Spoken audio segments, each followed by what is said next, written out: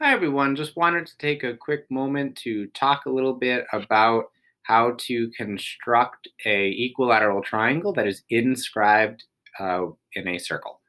All right. So this is a modification of how to inscribe a hexagon. We just essentially only connect half of the arcs that we're going to make. So what you're going to do is you're going to start off by drawing a circle. It can be any old circle.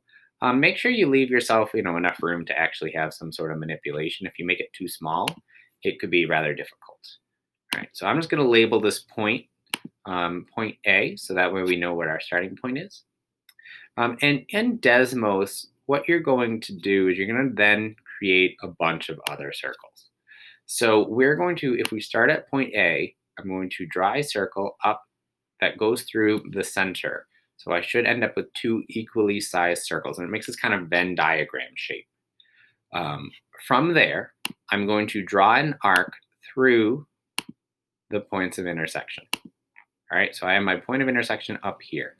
And then what I'm going to do is I'm just going to hide this circle to make it easier. So I don't just keep running into, a bunch of different circles and get all confused. So as you can tell, I explicitly said hide. If I hit delete, that would actually potentially delete the arc as well. I've had situations where it has deleted the arc. So just be careful on that. Now, to continue on with creating your actual equilateral triangle, we need to continue on with this kind of arcing method. So what we're going to do is I'm now going to start at this point, draw another circle again. So you should keep ending up with this Venn diagram shape. And again, draw an arc, select your circle, hide it. And we're going to keep doing this all the way around. So you kind of end up with this like pinwheel shape as you continue on and around. Now, if you can actually kind of cut part of the time off depending on whether or not you are drawing a couple arcs at once. But I'm just going through the process and showing you all of them. So as I keep going around, you can see I'm getting like 1 point, 2 points, 3 points, 4 points. And the other thing is, to confirm that you did this right, you should look and see that it is going through the point that you just drew. So if you ended up with it being slightly off, that just means you were off a little bit, right? If you accidentally missed the center, but it looked pretty close, you can verify that by determining whether or not it's actually going through the other point you just drew. All right, so we're almost there. Oops, see, I just accidentally did the same circle. So make sure you start at the point of intersection.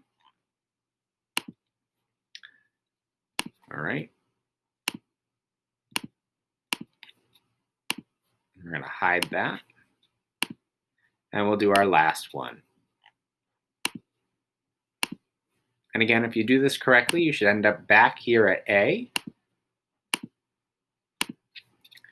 And again, I'm just going to hide that. Now, obviously, if I connected all of these, I'd have 1, 2, 3, 4, 5, and 6, which is not what we are looking for.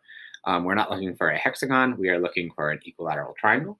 So what we are going to do is we're essentially going to skip every other. So I'm going to go from A, and I'm going to skip over this arc. I'm going to go to this arc. I'm going to go from this arc. I'm going to skip over that one. I'm going to go here. And I'm going to go from this arc back to the original one. And if I want to verify that I did this correctly, I can click on the segment,